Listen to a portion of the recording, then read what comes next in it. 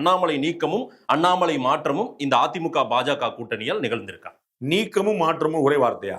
நீக்கிறதுன்றது வேண்டான்னு முடிவு பண்ணிடுறது. ஆமா. ரெண்டாவது மாத்துறது அவரை தள்ளி வச்சுட்டு வேற ஒருத்தர் உட்கார வச்சுக்கிறது. எது நடந்துச்சு முதல்ல நீங்க முடிவுக்காங்க. மாத்திருக்காங்க. அவ்வளவுதான் நானும் சொல்றேன். அவ்வளவுதான். நீக்கம்னா நீங்க கவலைப்படுங்க.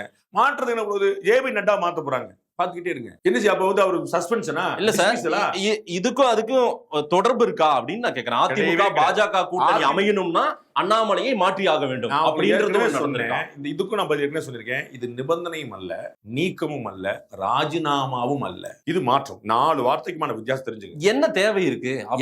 இல்ல, அடுத்த தலைவர் வரணும். அவங்களுடைய டேர்ம், அவங்களுடைய 3 வருஷத்துக்கு ஒரு தலைவர் மாறுவாங்க. இது வந்து அதிமுக திமுக போல காங்கிரஸ் போல நிரந்தர தலைவர் கிடையாது. இல்ல சார், நீங்க உட்பட பலர் பேசியிருக்கீங்க. ஒரு சீனியர் ஜேர்னலிஸ்ட் நீங்க உங்க பார்வையில சொல்லிருக்கீங்க. பிஜேபி தலைவர்கள் சிலாகித்து சொல்லுவாங்க.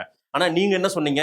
அண்ணாமலை வந்த பிறகுதான் இந்த உயரம் வந்திருக்கிறது. அதை நான் விட்டுருங்க. அன்னைக்கு வந்து நயினார் நாகேந்திரனுடைய வெற்றி அறிவிக்கப்பட்ட அன்னைக்கு எல்லாருமே சொல்லிருக்காங்க. அக்கா தமிழிசை சொல்லிருக்காங்க, ஹெச் ராஜா சொல்லிருக்காங்க. எதுக்கு மாத்திருக்காங்க? அவங்க டேர்ம்ங்க. அவங்க வந்து ஜனநாயக. வாஜ்பாய் வந்து கடைசி வரைக்கும் இருக்க முடியாதுங்க. ஒரு அத்வானி வரணும்ல, ஒரு நரேந்திர மோடி வரணும்ல, அடுத்த தலைவர் வரணும்ல.